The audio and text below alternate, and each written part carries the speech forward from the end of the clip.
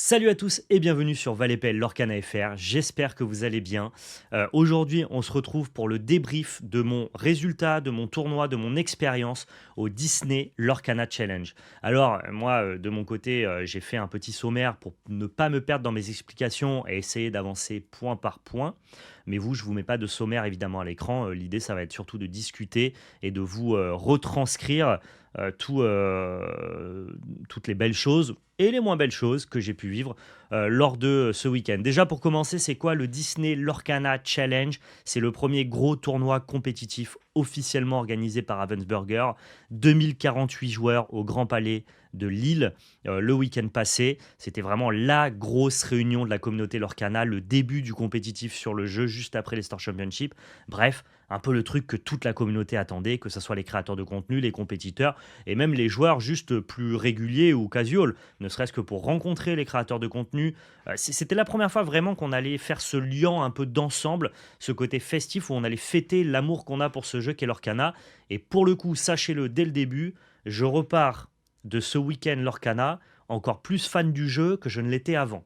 Donc ça déjà, ça n'est pas du négatif pour moi. Quand bien même j'ai eu des choses qui ont pu être plus ou moins frustrantes sur le moment, ça reste un jeu Lorcana qui n'est plus un side TCG pour moi, c'est officiel.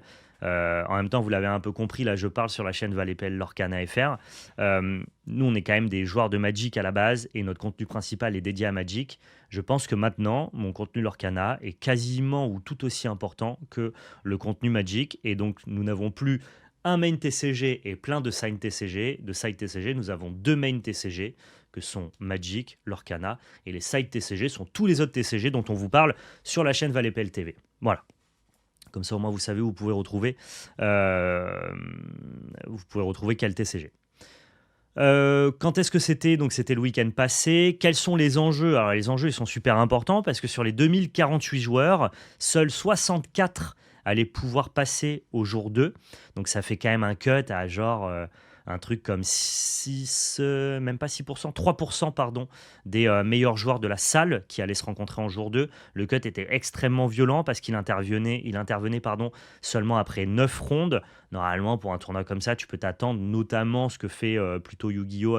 Ce que fait Konami sur Yu-Gi-Oh! À 12 rondes. Ils font plutôt 9 rondes le jour 1, plus 3 rondes le jour 2 ou 4, into un cut top 64. Là, c'était giga violent. Tu fais tes 9 rondes et puis les 64 premiers au départage se battent pour avoir des lots et des price cards d'une très très grande valeur. Mais surtout, le truc à crush le plus important, c'était notamment la place qualificative au tournoi européen qui n'était octroyée qu'aux 16 premiers joueurs. Maintenant, on rentre dans la phase de préparation. Comment on se prépare à un tournoi comme ça, sachant que nous, en plus, notre activité entre la belle carte, nos lives sur Vogt et la création de contenu sur 3 chaînes en parlant de tous les TCG, bah, évidemment, c'était très difficile de se préparer correctement. Je savais en amont que j'allais pas pouvoir bootcamp, que j'allais pas pouvoir tryhard avec des joueurs compétitifs et que j'allais devoir forcément faire ma popote dans mon coin sur les quelques heures que j'avais disponibles et à allouer et à louer à Lorcana. Donc le principal de ma préparation, ça a été de tartiner Bat pendant des jours, notamment lorsqu'on était en déplacement au Gala TCG. Je dis tartiner parce que j'avais un très bon match-up contre son deck, mais au moins ça m'a permis vraiment de le connaître par cœur, et lui, ça lui a permis d'essayer de trouver des angles d'attaque. Bat est parti avec Violet-Vert à ce tournoi-là, et Bat, c'est notre associé sur la belle carte, pour ceux qui ne savent pas, sur Valépel Lorcana FR. Et moi, j'ai décidé de jouer violet-gris, qui n'était pas le deck que je pensais jouer en amont. J'avais fait une vidéo, notamment il y a un mois, où j'avais dit je pense jouer violet-gris, vert-gris, pardon. Je m'y fais pas avec les couleurs, c'est une dinguerie. Donc je pensais jouer vert-gris, et puis vite, je me suis rendu compte que j'allais pas avoir beaucoup de temps d'entraînement, que le BO2 était un format un peu particulier, que je ne voulais concéder aucune game sur la draw, et que je voulais le deck le plus polyvalent possible, et je me voyais pas en fait ne pas jouer de violet à ce tournoi-là. Donc ensuite, je suis parti sur violet-gris, j'ai beaucoup joué contre violet-vert, j'ai fait pas mal de games sur Pixelborn, malheureusement des games contre le chapitre 4, parce que vous savez que le chapitre 4 sur Pixelborn est sorti une semaine avant le Disney Lorcana Challenge, alors pour les tests, c'était relou. Moi, j'ai pas le temps d'aller faire des tournois, par chez moi, il y en a pas, les tournois qui sont à Paris, je peux pas monter les faire. Donc, bon, je me dis quoi? Je me dis, en vrai, avec l'expérience TCG que tu as, venant de Magic, l'Orcana, c'est quand même pas difficile. Donc, même si tu n'as pas fait tous les tournois à Vernon, les Lorcana D et compagnie, bon, si tu joues le deck un peu moite-moite du format, si tu joues un truc qui n'est pas trop polarisé et que tu fais attention, entre guillemets, à jouer un peu correctement, tu devrais peut-être pouvoir t'en sortir.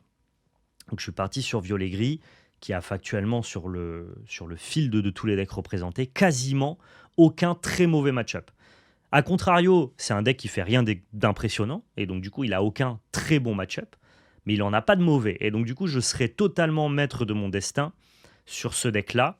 Et en même temps, il reste quand même un peu moins difficile à piloter que d'autres decks, comme notamment Vert-Violet ou comme Humber Steel Song, qui eux me paraissent faire des choses un peu plus débiles, avoir une montagne un petit peu plus haute, mais une pente un petit peu plus ardue. Donc voilà pourquoi je décide de partir sur Violet-Gris. Je teste aussi contre PL qui, lui, jusqu'à la veille ou l'avant-veille du tournoi, pense jouer Violet-Rouge. Donc ça veut dire que j'ai fait beaucoup de match-up contre Violet-Vert et contre Violet-Rouge. Je connaissais par cœur ces match-up-là. J'étais plutôt favorable contre Violet-Vert, un peu défavorable contre Violet-Rouge, mais ça se joue beaucoup à lapin, à celui qui fait les meilleures optimisations et celui qui pioche le plus et qui bounce le mieux, c'est lapin. Et ça a été quand même pas mal frustrant de me taper des decks pendant plus d'une semaine, de me taper des decks chapitre 4, alors que moi je jouais avec mon deck chapitre 3. C'était quand même un peu con. Je peux vous dire que quand tu joues violet, Diablo, tu peux plus l'encadrer. Voilà, vraiment, je pouvais plus le voir, le Diablo. Si j'avais pas allumé les mèches, c'était un peu échec et mat, quoi. Et dans mon équation de préparation, il y a un joueur qui s'est rajouté à l'équation. C'est Boba qui avait fait une interview chez Nos Jeux de Société. Et il avait fait une interview parce qu'il avait gagné un Stitch sur un Store Championship. Et justement, il expliquait qu'il avait joué Violet-Gris, ce fameux deck qui m'intéressait parce que c'était un deck qui me semblait être assez correct contre à peu près tout, sauf contre Bleu-Rouge où c'est vraiment difficile, mais pas impossible. Et ça, c'est super important de ne pas avoir des match-ups impossibles, quoi. Et donc Boba, il avait l'air d'avoir vraiment stompé donc piétiné son Store Championship. Il avait l'air de bien connaître la liste violet-gris, d'avoir plus d'expérience que moi sur le jeu. Et je me dis, ok, il peut peut-être me donner 2-3 conseils. Et je le vois un matin sur une de mes mativales, et je reconnais son pseudo. Et donc je lui ai demandé si jamais on pouvait discuter en off. Et il a fini, entre guillemets, de m'aider un petit peu dans ma préparation en me partageant quelques-unes de ses techs. On s'est échangé quelques listes, quelques retours d'expérience sur le faible échantillon de game que moi je pouvais avoir, mais lui faisait un peu plus de game que moi parce qu'à la base il pensait participer au Disney Lorcana Challenge et lui avait des gens avec qui tester et s'entourer. Et donc ça m'a permis de pouvoir mûrir une liste pour l'événement, voire même tester des choses, ma foi, un peu exotiques, peut-être trop. Je reviendrai sur la liste un peu plus tard. Au niveau de l'événement, ça se passait au Grand Palais, super salle. On a accueilli 2048 joueurs, mais on avait de la place, vraiment. On avait beaucoup de place. Il y avait pas mal de shops, donc c'était pas trop difficile de circuler dans les allées. Pour jouer sur nos tables à nous, on n'était pas vraiment engoncé. C'était assez sympathique. Il y avait un cast sur place, un cast français et un cast anglais. Le cast français était tenu par Maxildan, Adibou et Ketal, que vous connaissez peut-être. Il y avait plein de créateurs de contenu. Voilà, tous les créateurs de contenu référencés Lorcana étaient sur place, même des créateurs de contenu hors Lorcana. Je pense notamment au poteau Cards Hunter, qui lui est plus référencé Pokémon collection, qui était sur place. Donc voilà, nous on est aussi plus connus pour Magic que pour Lorcana, mais c'était vraiment une réunion un peu de toutes les personnes, qui aiment un peu de près ou de loin ce petit jeu Disney, quoi. Il y avait des boutiques, évidemment, notre partenaire Play-in, en tout cas qui est notre partenaire sur la chaîne Magic Arena. Il y avait aussi les poteaux de chez Relic TCG, il y avait des boutiques après allemandes et des boutiques italiennes, je crois, avec de très jolies cartes, pour ceux qui voulaient de l'enchanter, des cartes gradées et tout, c'était quand même assez sympa. On a pu rencontrer beaucoup de gens de notre communauté.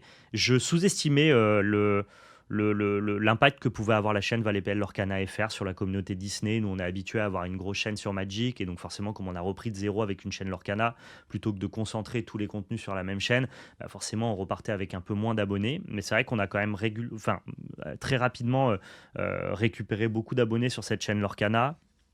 Donc, commencer à avoir un bel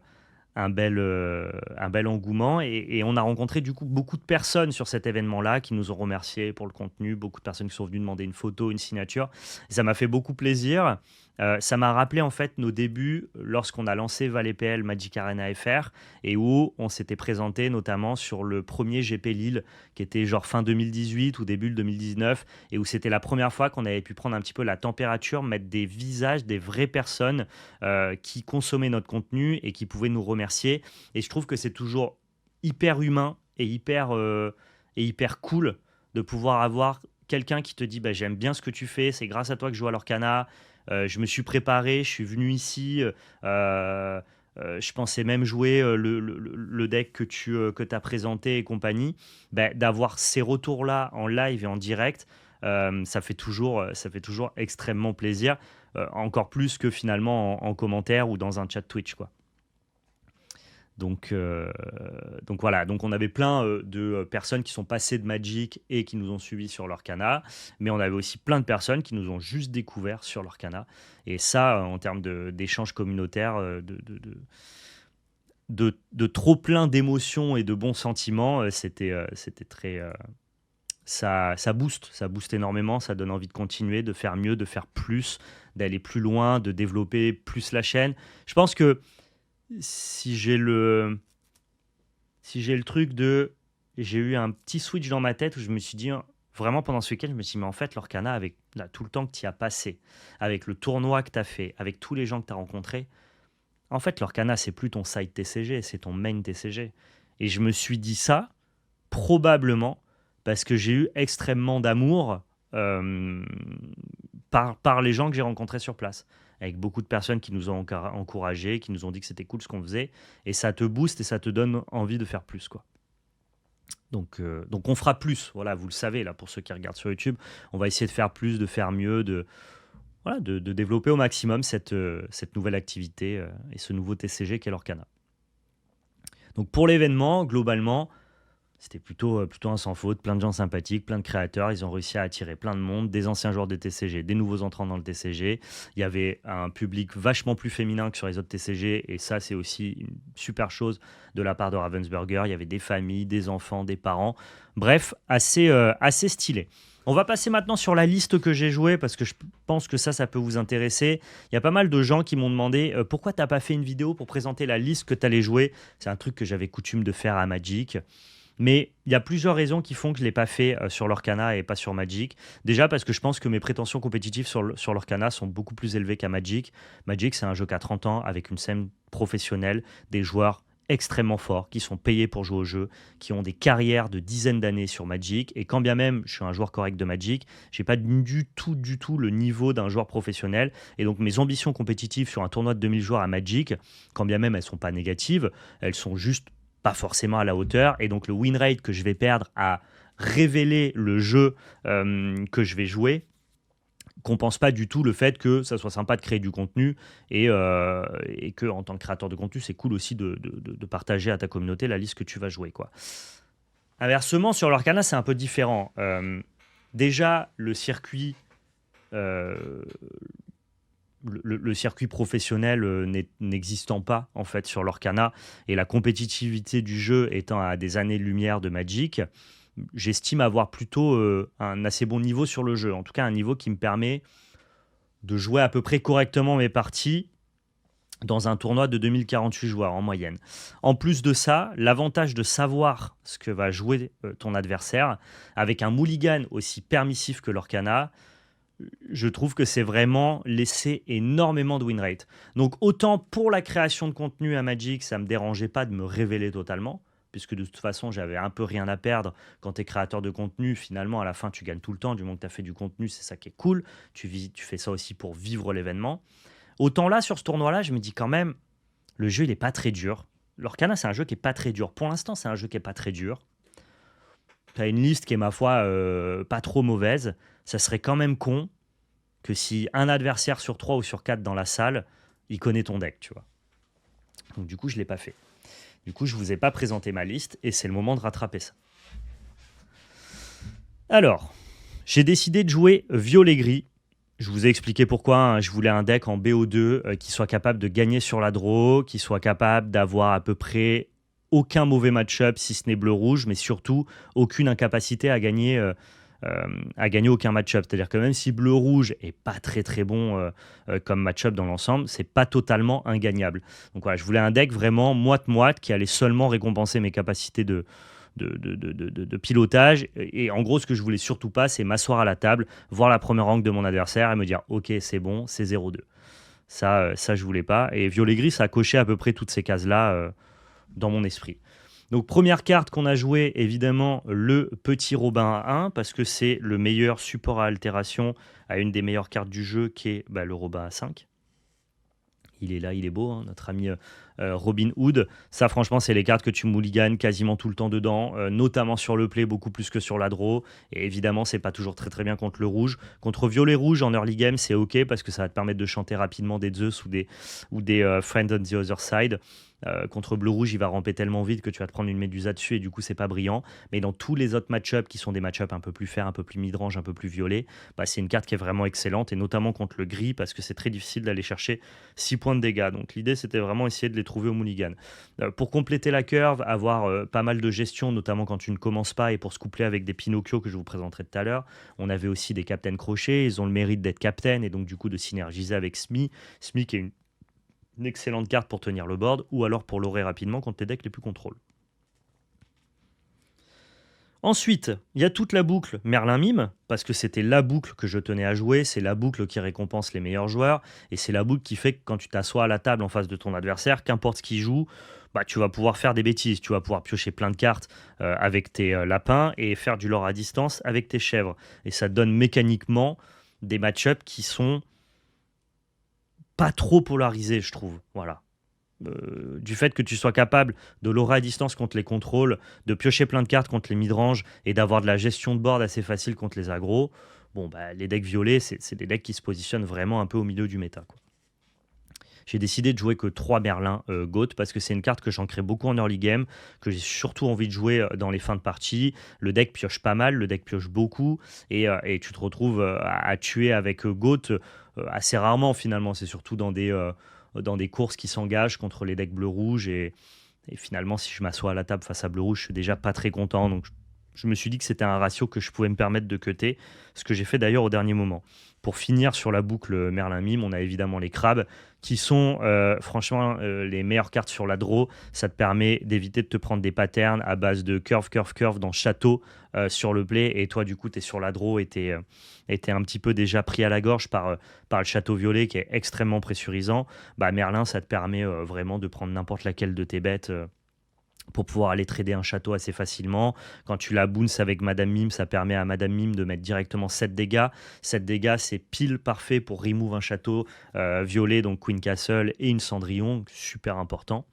Donc c'est vraiment une carte clé que j'avais tendance à garder sur la draw et plutôt à mulligan sur le play. Et ça se couple très très bien aussi avec certains drop 2 que j'ai rajoutés dans la decklist. Un problème de cette decklist-là, parce que ses qualités, vous l'avez compris, c'est une liste qui est extrêmement stable, qui joue très peu de non-ancrables, qui fait tout le temps la même chose et qui n'a pas de match-up trop polarisé. Par contre, ses défauts, c'est que le deck, il n'a pas beaucoup d'early game. C'est un deck qui n'a pas une très très belle curve. En fait, on a de très bons drop 1, de très bons drop 3 et plus, mais on a très peu de bons drop 2. Le meilleur drop 2 qu'on a, et c'est probablement le meilleur du jeu, c'est notre ami Smee. En plus, couplé au Captain, la carte, elle est démentielle, il n'y a pas de souci. Par contre, derrière, pour rajouter des drop 2, et pourquoi on a besoin de drop 2 ? Pour pouvoir espérer passer en dessous et être capable de l'orer contre les decks comme bleu-rouge. Parce que si tu commences à jouer au tour 3 contre bleu-rouge, lui, il est au tour 7 dans sa tête. Et c'est pas possible. Et donc, vraiment, j'avais coutume de dire pendant tout le temps du tournoi, si notre deck, il avait 8 Smee, ça serait peut-être le meilleur deck du format. Et c'est exactement ce que je pense. Donc, tout le débat de l'avant-tournoi le vendredi soir, quand on était dans l'Airbnb avec PL et qu'on était en train de lister notre liste pour le lendemain, c'était OK, comment on fait pour trouver le meilleur drop 2 à rajouter dans ce deck pour avoir une curve qui est quand même un peu plus basse et pas avoir un moulon de drop 3 et être capable de jouer des cartes en early game. Alors il y a eu plein d'idées qui nous sont passées par la tête, rajouter des drop 1 comme Chernabog ou enfin les adopts de Chernabog ou alors les Rafiki. Ensuite on a été regardé dans les drop 2, si on voulait battre spécialement bleu-rouge, on pouvait jouer Puka qui est le petit cochon qui se remélange, qui est un 2-2 pour 2, killer pour 2, mais la carte est exécrable dans tous les autres match-ups. Et rajouter une mauvaise carte dans un deck qui n'en contient pas, c'était quand même assez frustrant. Il y avait Jiminy Cricket qui a un 1-2 insaisissable pour 2 qui permet de piocher si tu as déjà un Pinocchio en jeu, qui était quand même un peu mignon, mais qui n'a pas passé le cut. On avait une fée bleue aussi qui pouvait seulement trigger sur Robin des Bois, mais qui restait une 2-2 évasive et donc qui est capable dans early game d'aller chercher du lore assez facilement tout en se protégeant et en plus en remplissant bien les châteaux, parce qu'une carte évasive, c'est plus difficile à ton adversaire d'aller la chercher. Bref, on s'est un peu trituré et on est tombé d'accord avec PL sur Cusco, voilà, qui est, je vous l'accorde, pas une très très bonne carte. C'est plutôt une carte qu'on a coutume de voir dans Violet-Rouge. Et c'est vrai qu'en réfléchissant, on est arrivé au constat que le meilleur drop 2 qu'on puisse rajouter dans ce deck-là, c'était probablement ce Cusco. Lui, quand il est banni, il pioche une carte. Et en fait, ça te sert juste à faire des patterns où tu fais Merlin, buff Cusco, Cusco trade une bête. Cusco s'est remplacé parce que j'ai pioché une carte. Et franchement, quand tu es dans ce spot-là, il a fait son job et c'est OK. Voilà. Donc c'est une carte qui est pas brillante, mais qui était la moins mauvaise option d'après nous pour essayer de rajouter des drop 2 et avoir une curve un petit peu plus jolie. Il y avait quand même un truc, une autre potentielle carte qui aurait pu être candidat à la place de ce Cusco, c'est Jafar, le 3-2 pour 2 qui a évasif pendant ton tour. C'est vrai que les mini-surfeuses de violet-rouge, elles sont vraiment casse-couilles. Et si je devais refaire ma liste, il y a 4 cartes que je changerais de Cusco pour notamment 2 Jafar. Je reviendrai plus tard sur les autres cartes. Pour finir la curve à 2, mais ce ne sont pas des drop 2, on a Pinocchio. Mais ça, c'est plutôt des cartes pour essayer d'incliner le board de l'adversaire pour pouvoir aller le taper avec des Merlins qui auraient buffé une de vos créatures, avec Merlin Crab qui aurait buffé une de vos créatures, ou avec Madame Mime. Ça me permettait aussi sur la draw de ne pas me prendre Robin des Bois. Moi, ce que je voulais surtout pas avec mon deck, c'était me prendre tour 3 Robin des Bois. Donc sur le play, j'avais tendance à le mulligan parce que c'était moi qui allais chercher cette boucle-là. Par contre, sur la draw, c'était super important d'avoir Captain Crochet, Pinocchio, j'engage ton Robin, on trade. Et ça m'allait très bien de pouvoir faire ce pattern de play-là. Et c'est vrai que même en milieu de game, ça permet quand même de faire des choses assez intéressantes. En le bounçant, on le rejoue, on peut incliner les cartes de l'adversaire. C'est vraiment une bonne carte, quoi. 3 exemplaires, c'est trop. 1, c'est trop peu. Je trouve que 2, c'est le bon ratio. Ici, Maléfique, parce que quand je sais pas trop quoi faire au tour 3, cette carte-là, elle se remplace et elle chante bien. Donc ça nous va très bien. Au début, j'ai failli ne pas jouer de Benja en me disant de toute façon, Bleu-Rouge est un mauvais match-up et j'ai la sensation que ce qui nous fait gagner contre Bleu-Rouge, c'est plutôt Monsieur Mouche plus que Benja. J'ai pas la sensation que casser la plume en forme d'arête, ça nous donne un gain de win rate dans le match-up qui soit vraiment déterminant. Mais je me suis dit de toute façon, on va quand même le jouer parce que ça reste un bon loreur qui lore pour 2 en bas de curve. Et en vrai, le deck, il peut accepter d'avoir ce Benja dans d'autres match-ups que dans Bleu-Rouge. Donc on va quand même en conserver 2, mais j'étais à 2 doigts juste de pas en jouer. On arrive sur une Spicy Tech qui m'avait été partagée donc du coup par Boba, le joueur, je vous avais dit, qui avait très très bien performé sur le Store Championship avec Violet Gris. Et c'est notre ami Gustave. Alors il fait quoi Gustave pour ceux qui ne le connaissent pas? Je vais vous montrer. Gustave le géant, c'est un 6-6 pour 3. Vous allez dire, waouh, les stats sont folles. Il or pour 1. Ce personnage, il arrive en jeu épuisé, il se redresse pas au début de ton tour. Par contre, à chaque fois qu'un de tes autres personnages en bannit un autre via un défi durant ton tour, tu peux le redresser. Alors vous allez vous dire, waouh, et pourquoi tu joues Gustave le géant? Eh bien, parce que cette carte-là, c'est un peu la reine du trade game. Alors c'est quoi le trade game? Le trade game, c'est quand tu vas essayer de tirer un petit peu avantage des échanges que tu vas faire sur le terrain entre tes personnages. Par exemple, si j'ai un Merlin qui vient attaquer dans un Captain Crochet et qu'il le tue alors que mon Merlin survit, eh ben j'ai fait de l'avantage parce que mon adversaire a perdu sa carte alors que moi, mon Merlin, il va survivre. Et mon adversaire va devoir peut-être venir avec une de ses créatures pour tuer mon Merlin. Et dans ce cas-là, mon Merlin, lui, aura pu embarquer 2 cartes alors que moi, je n'en aurais utilisé qu'une. Et c'est globalement dans tous les match-ups violets ce qui va déterminer qui, à la fin, va gagner la partie. Parce que chaque micro-avantage que tu vas prendre, chaque carte utilisée en moins que celle de ton adversaire, eh bien, c'est des cartes que tu auras en plus à la fin de la partie pour pouvoir arriver ou à gérer le board de ton adversaire, ou alors à faire la course et à assembler plus de l'or que lui. Et donc le trade game, je me suis rendu compte dans mes games que c'était vraiment déterminant en mirror de violet-gris contre violet-vert et contre violet-rouge. Et à ce petit jeu-là, eh ben, Gustave le géant, c'était plutôt le roi. Tu as un Merlin qui peut aller taper un crochet, tu joues d'abord ton Gustave, le Merlin il va taper le crochet de ton adversaire est mort, tu détapes ton Gustave, et là le tour d'après, ton oppo il voit une 6-6 pour 3, qui est difficile à déloger, qui peut prendre un château, que tu peux pas remove avec du gris, et si en plus de ça le board continue à être compliqué, il peut même pas incliner son board pour l'aurer, parce que sinon moi je peux prendre le reste de mon board et faire ok, avec Gustave je trade cette carte là, avec mon autre carte je trade une partie de ton board, je redétape Gustave, Gustave peut chanter une chanson, moi je peux encore trade une autre partie de ton board, Gustave se détape, et c'est pas limité une fois par tour. Donc quand on a des boards, des terrains qui sont complexes et imposants, et ben Gustave le géant c'est un peu le roi. Alors maintenant avec le recul, est-ce que cette carte elle a été suffisamment déterminante dans mon tournoi pour justifier sa présence? Je pense pas. Je pense qu'à refaire, je jouerai probablement pas de Gustave le géant. Et, et pourtant, la carte n'a pas été mauvaise. C'est-à-dire qu'elle est brillante dans les scénarios qui lui sont favorables, mais c'est une encre dans 70% des parties.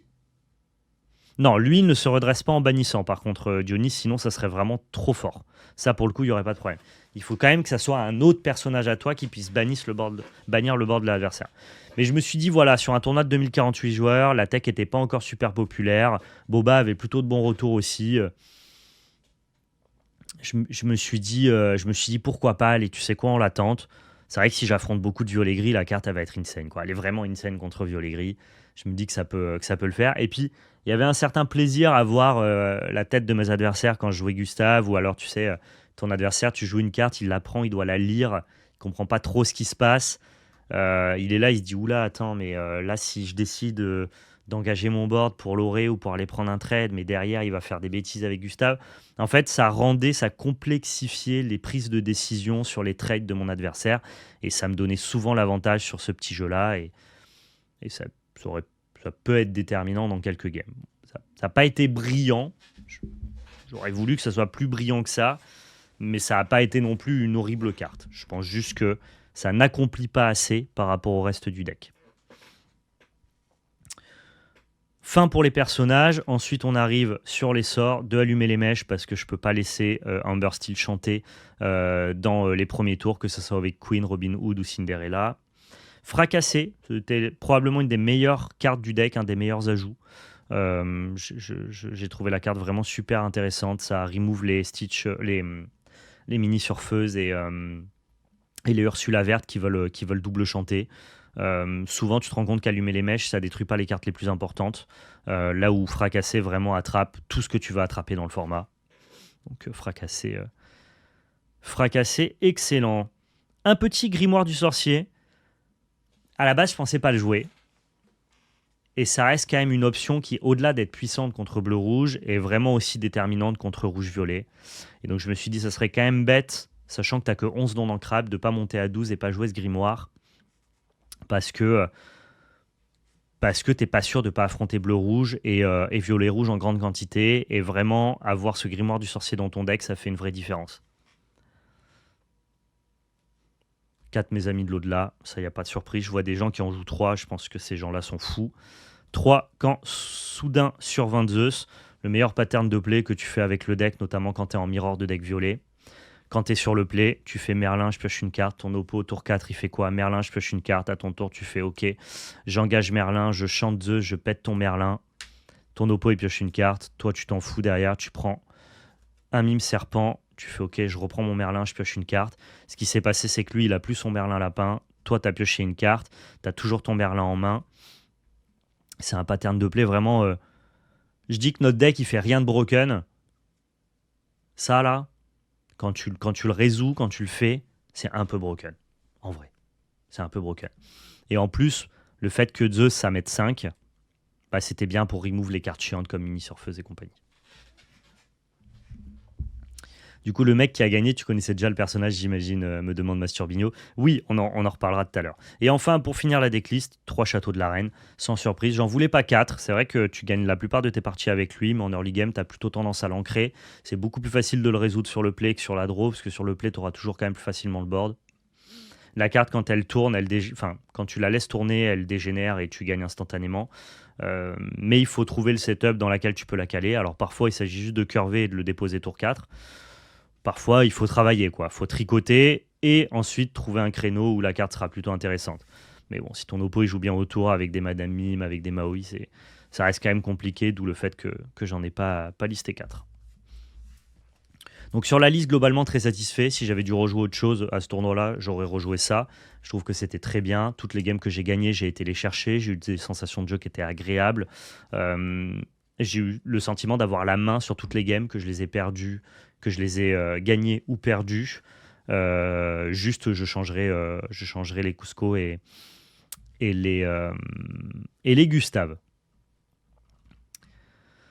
Au niveau de mes rondes, parce qu'on n'a toujours pas parlé de mon classement et de mon top, tu as pas mal de cartes situationnelles en x2. Avec le système de Mulligan, tu arrives à les trouver de façon consistante.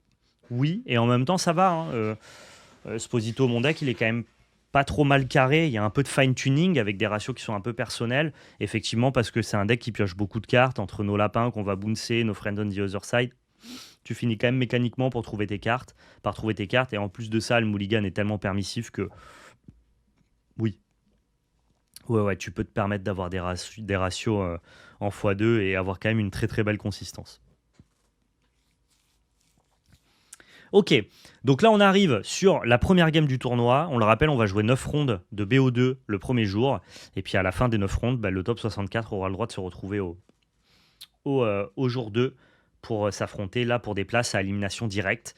Il faut savoir que le top 64 c'est le top à atteindre pour faire jour 2, mais le top 128 est prisé avec notamment une magnifique Let It Go qui a une valeur de revente proche des 1500 € actuellement. Je vous disais que globalement, les match-ups que j'ai envie d'affronter, c'est plutôt les match-ups verts, et le match-up que je ne veux pas affronter, c'est bleu-rouge. J'ai choisi violet-gris en me disant que globalement, j'allais affronter beaucoup rubis-améthyste, que j'allais affronter beaucoup vert-gris qui était très populaire sur les dernières semaines, mais que j'allais probablement peu affronter bleu-rouge, qui peut tantôt parfois manquer un peu de consistance du fait que ça soit un deck avec beaucoup de non-ancrables et beaucoup de drop assez élevés. Bon, je me suis un peu planté sur le métacall déjà. Premier match, première ronde, je m'assois à la table face à mon adversaire. Bleu-rouge. Je vois la première carte qui l'ancre, c'est une carte de bleu-rouge, et je me dis, ah putain, ça y est, c'est le début de mon enfer. On est 2048 dans cette salle, il est 9h du matin, et je vais passer une journée extrêmement longue si je me suis planté. Il faut savoir que les défaites sont vraiment très punitives. Quand vous faites du BO2, 0 victoire, donc sur les 2 games que vous allez jouer, ça vous donne 0 points. Une victoire et une défaite, ça vous donne 3 points. Mais 2 victoires, ça vous donne pas 6 points, mais 7 points. Donc tu es vraiment incité à faire ce que j'appelle des super victoires et à mettre 2-0 à ton adversaire. Et quand bien même je me sens capable de gagner une game sur les deux contre bleu-rouge, je me dis, waouh, mettre 2-0 à bleu-rouge, là, je vais commencer directement avec ou 3 points ou 0 points. Ça me met déjà loin du top 64, en fait. Sur 9 rondes, tu as tellement peu le droit à l'erreur. Donc voilà, je m'assois, mon oppo commence à ancrer une carte que je reconnais être une carte du deck bleu-rouge. Je me dis, putain, ça va être chiant. Et finalement, cette ronde-là, elle se passe très très bien parce que j'arrive à gagner la première et la seconde. La première de manière assez disputée, la seconde assez facilement. Je passe notamment par des boucles Merlin-Goth et je finis avec le grimoire. L'avantage, c'est que comme le deck pioche beaucoup, tu trouves facilement tes cartes clés et juste essayer de boucler des goths qu'il ne pourra pas remove avec ses soyez prêtes. Une fois que tu as récupéré un petit peu de l'or, sur le début de partie, que tu as un grimoire pour finir sur une des deux games, et surtout que tu as fait un départ canon avec Mister Smith, eh ben, c'est vrai que finalement, bleu-rouge, tu peux quand même l'attraper comme ça. Et donc, je rencontre première ronde mon plus mauvais match-up et je repars avec les 7 points et avec 2 victoires. Je me dis, ah ok, finalement, c'est peut-être mon tournoi. Je vais peut-être passer un bon moment. Les dieux sont avec moi. Si je mets 2-0 à bleu-rouge, ça peut être plutôt sympathique, quoi. Donc, vraiment, la carte déterminante du match-up, c'est lui, hein. Tu le veux absolument en main de départ parce que lui va commencer à te donner 2, 4, 6 lore. En fait, il va t'amener à un certain nombre de lore qui va te permettre d'aller grinder à la fin avec Merlin et avec Grimoire. Deuxième match, eh bien écoutez, je n'ai pas noté mes matchs, malheureusement. Donc du coup, je n'ai pas le souvenir exact de ce qui s'est passé. Mais là, à tel point que je ne me souviens même pas de ce que j'ai affronté à la deuxième ronde. Je... En même temps, on a joué de 9h du matin jusqu'à 21h30. Donc, donc ça fait quand même beaucoup, hein. On a joué vraiment très très longtemps, genre un truc comme 13 heures d'affilée, quoi. Et je ne sais pas ce que j'ai affronté, mais je sais que j'ai gagné 2-0, ce qui fait que j'ai commencé le tournoi sur les chapeaux de roue avec un score de 4-0, ce qui était plutôt très sympa. Troisième ronde, j'arrive directement dans les hauts de table, vous vous doutez bien, je suis à 4-0. Et là, je m'assois face à un adversaire français. Pour l'instant, j'ai joué que contre des Français qui jouent vert-gris, qui est censé être un bon match-up. Je perds le toss, c'est lui qui commence. Et au tour 3, il me résout une Ursula. Et vraiment ce deck-là, le deck que je joue, violet-gris, c'est un truc que je disais assez régulièrement. Je dis Ursula, tu chantes pas contre nous, c'est impossible. Genre, je joue des fracassés, on a des Pinocchio, que ça soit sur le play, sur la draw, avec mes Smi, mes pirates, Pinocchio, fracassés. Zeus même, si t'es sur le play, Ursula ne chante jamais contre nous. C'est impossible. Je suis un deck, j'ai pris un deck qui empêche Ursula de chanter contre moi.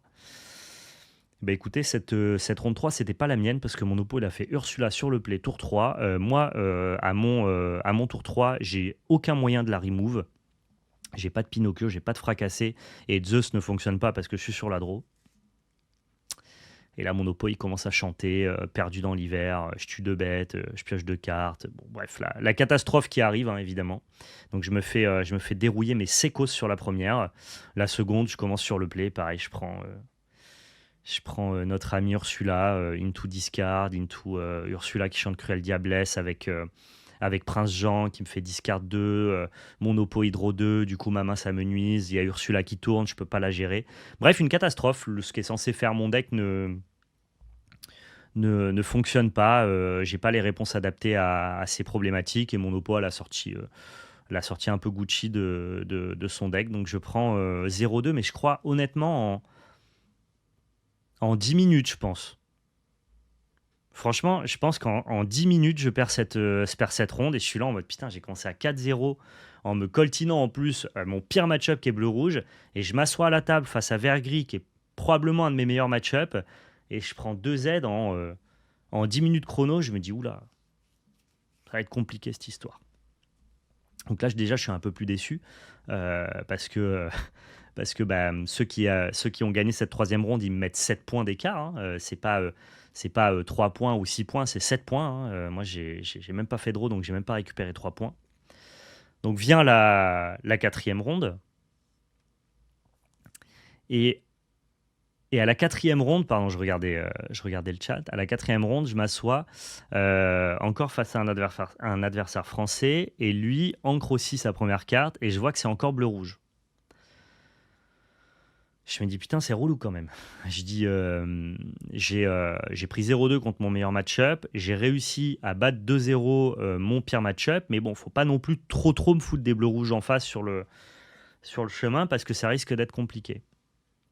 Eh bien écoutez, je ne sais pas par quelle force du destin, par quel miracle, probablement que j'ai joué correctement, que j'ai bien mulligan, mais j'ai réussi à remporter encore cette game 2-0. Donc oui Boba, je pense que tu seras étonné de savoir que j'ai fait 4-0 contre Bleu-Rouge sur le Lorcana Challenge. En même temps, tant mieux, ça prouve que finalement Violet-Gris, il est quand même capable de s'en sortir contre Bleu-Rouge, pardon, quand tu connais vraiment bien le plan de jeu, que tu mulliganes bien ardemment dans les SMI, que tu joues bien le jeu du God Game à la fin. Je peux vous dire que quand j'ai fini que quand j'ai fini la game où je suis donc à 3 victoires et une défaite après avoir affronté 2 bleus rouges, j'étais en mode «Ah, quel plaisir! Quel plaisir, ça aurait pu être très compliqué cette histoire». Tu as eu les stats de la méta à l'envers peut-être? Non, j'ai pas lu les stats de la méta à l'envers, puis de toute façon j'avais mon échantillon personnel et encore une fois comme je dis l'Orcana c'est quand même pas un jeu qui est très difficile ni à lire ni à comprendre. Donc j'ai même pas forcément besoin d'avoir des retours de data pour savoir quels sont les bons et les mauvais match-up. Genre tout ce qui est gris globalement c'est pas très bien contre bleu-rouge. Par contre avoir un plan et s'y tenir, bah, ça peut t'aider à inverser un petit peu la vapeur quoi. Donc à ce stade-là, on est quatrième ronde, je suis 3 victoires et une défaite, ce qui me met quand même plutôt dans les hauts de table. J'affronte en cinquième ronde un deuxième vert gris, donc je vais avoir l'occasion de prendre ma revanche. Même si j'ai perdu contre la bicolorité, je suis plutôt content de m'asseoir face à un adversaire qui joue vert gris. Cette fois-ci, ça se passe très bien, quand bien même. Je crois que je gagne le play, j'en suis pas persuadé. Et mon oppo refait Ursula au tour 3. Et là, je suis dans un spot où je n'ai encore une fois, alors que franchement sur Pixelbound, ça ne m'est que très peu arrivé, j'ai encore une fois pas le moyen de gérer cette Ursula. Donc je me dis, putain, c'est fou, il va y avoir deux types qui vont chanter Ursula contre moi à 2 rondes différentes, alors que je joue violet-gris. Je trouvais ça quand même incroyable. Et donc voilà, mon oppo, qui était d'ailleurs un adolescent qui était venu avec son père, GG à lui, parce que bah, il était à 3 victoires, une défaite au moment où je le rencontre. Donc plutôt chaud le type, le petit jeune. Et, euh, et donc il me fait Ursula, que j'ai pas de quoi gérer. Donc je me dis, ok, je vais juste développer du board, c'est pas très grave, et si jamais il chante, bah il chante, hein, c'est la vie. Et mon oppo, il me fait euh, Ursula chante Mother Best Snow, que pas joué la plupart du temps dans les decks vert-gris. Mais là, donc, du coup, il m'a fait tiens, Boons Boons. Il a renvoyé les deux cartes que j'avais sur mon board dans ma main. Je dis bon, bah, ok, à moi. Lui, ensuite, à côté, il développe quelque chose. Je dis ok, à moi. Je repose un petit peu du board, notamment un Robin des Bois que j'avais alter. Et donc, du coup, je refais drop un Robin des Bois, j'alter Robin des Bois. Et je crois que je repose genre un crochet à côté. Un truc comme ça. Et mon oppo, il refait Ursula chante Mother Best Snow, Boons Boons. Et là, je suis là en mode, waouh, ça va mal se passer cette game. Ça va très très mal se passer. Et ben, j'ai quand même réussi à remonter petit à petit, à force de grind évidemment, grâce au violet, au lapin, à la draw, à la gestion de board du gris. J'ai réussi à remonter cette game et à la gagner. Et ensuite, j'ai aussi gagné la seconde, donc ce qui me fait gagner 2-0 contre un match-up que j'estimais plutôt favorable, quand bien même. Et en plus, je disais la veille à PL, je me souviens, je disais, mais gros, jamais Ursula chante contre notre deck, ça n'existe pas. Bah, putain, Ursula, ils ont beaucoup chanté contre moi, quoi. Bon, j'ai quand même réussi à gagner. Donc, je me retrouve à 4 victoires, une défaite à ce moment-là en ronde 5, ce qui est quand même pareil, plutôt un bon résultat. Je me retrouve là, je crois que quand j'arrive à ma 6e ronde, que je m'assois à la table, je suis table 30 et quelques, ce qui veut dire qu'on est, moi et mon adversaire, top 60 actuellement. On est dans le top 3% du tournoi. Et je commence à y croire. Je me dis en mode, ok, j'ai un bon deck, je suis à l'aise avec. Je suis encore assez focus, je fais pas trop d'erreurs, j'ai bien déjeuné, j'ai pas fait de pause repas, je grignote des amandes, des fruits secs, des sucres lents. Je suis bien, voilà. J'ai pas trop faim, mais en même temps je suis pas lourd, je suis pas en digestion. J'ai fait tout ce qu'il faut, même si j'ai pas beaucoup de préparation parce que création de contenu, pas de bootcamp et compagnie. Je me dis sur ce tournoi-là, ça se passe pas trop mal, quoi. Et donc j'arrive contre un adversaire qui lui cette fois-ci joue rouge-vert. Oui, mon adversaire était à 4 victoires et une défaite en jouant rouge-vert. Chose assez improbable. Et il me prend la première. Il me prend la première parce qu'en fait, je suis surpris. Je suis assez surpris. Je ne m'attends pas du tout à jouer rouge-vert à ce moment-là dans les tables. Je pense que je dois probablement pas jouer correctement. Je dois essayer de tourner autour de cartes que je connais pas. Parce qu'il joue rouge-vert, mais en même temps, il joue des cartes de late game. En fait, pour moi, rouge-vert, c'est un deck très agressif avec des évasifs. Mais mon oppo, il me joue des Medusa et des Maoi. Euh, donc, j'avoue que je connais pas forcément les listes. Je tourne pas autour des bonnes cartes. Je prends des Medusa en boucle. Un peu un enfer, en fait. un peu, un peu un enfer, cette game-là. C'est vraiment la game, tu t'assois face à un deck que tu connais pas, tu essayes de tourner autour des cartes que tu penses être les cartes qui composent le deck. Et finalement, ton oppo, juste, il te déroule avec des synergies et des cartes autour desquelles tu peux pas trop tourner. Et donc, voilà, je perds cette première game. Bon, après, du coup, sur la deuxième, vu qu'il joue un deck qui est un peu hors méta et que je connais maintenant la teneur de ses cartes, je sais qu'il y a des Médusas, qu'il va falloir que je tourne autour, qu'il a des cartes insaisissables et compagnie. Bon, après, voilà, mon deck déroule convenablement. Je gère les cartes qu'il faut gérer. Je tourne autour des cartes autour desquelles il faut tourner. Et ça se passe globalement pas trop mal, quoi. Donc, je me retrouve à faire une draw. C'est ma première draw de la journée. Moi qui pensais que le BO2 allait être très frustrant parce que beaucoup de draws, parce que moi je suis plutôt un joueur de BO3.